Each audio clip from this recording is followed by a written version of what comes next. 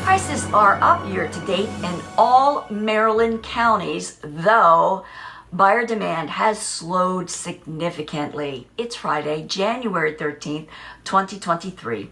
I'm Kimberly Barton of Kinetic Realty, your local market expert with this week's Maryland Market Minute. You need to know what the local market is doing, so be sure to subscribe for weekly updates. Buyer showings are down as buyer demand shifted and is at the slowest point since 2014. Charles County is holding steady, though Calvert, Howard, and Baltimore Counties all are slow.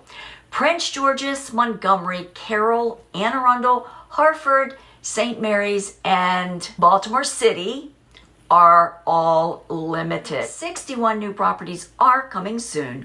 1,192 homes came on the market. 578 went under contract. 804 moved to pending.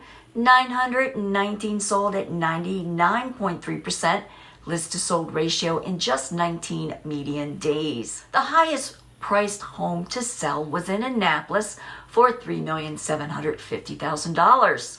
Rentals keep rising, and now there are 2,226 rentals offered at $2,300 per month, and days on the market have also risen to 34 days.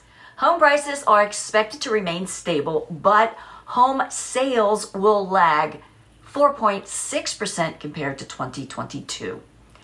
Is there a move planned in 2023 for you? I can help, so let's talk.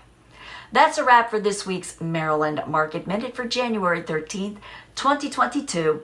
Thanks for tuning in. Until next week, stay safe.